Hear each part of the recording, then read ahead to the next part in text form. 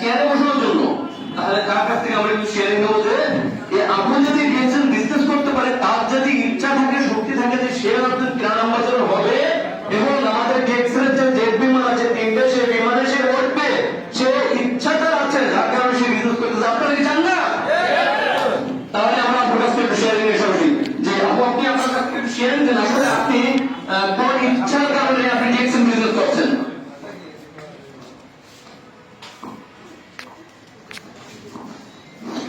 আসসালামু আলাইকুম। Good morning DXL. Good morning দর্শক। আলহামদুলিল্লাহ, এত সুন্দর একটা প্ল্যাটফর্মে আসতে পেরে আমি আসলে আমাকে সৌভাগ্যবতী মনে করছি। আমি মুসলমান শারিকা খাতুন যশোর থেকে আপনাদের মাঝে সংযুক্ত আছি। তো আসলে আমার শারীরিক প্রতিবন্ধকতা আপনারা দেখেছেন, সেটা হচ্ছে জন্ম থেকে। আমি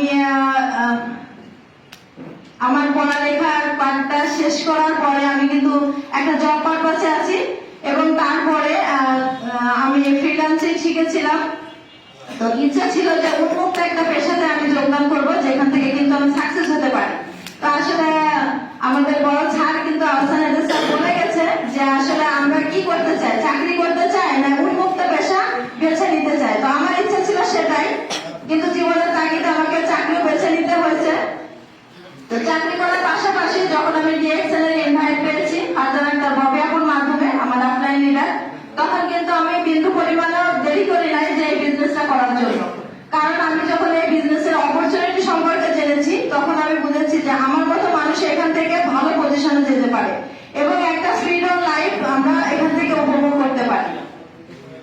তো আমি আপনাদের উদ্দেশ্যে বলবো, আমরা যারা মেয়েরা আছি আমরা কিন্তু ঘরে বসে না থেকে আমরা ঘরে বসে সংসার সামলিয়ে সবকিছু সামলিয়ে কিন্তু আমরা এই বিজনেসটা করতে পারবি উন্মুক্ত ভাবে, যেখান থেকে কিন্তু আমাদের একটা ভালো ইনকামের সুযোগ আছে।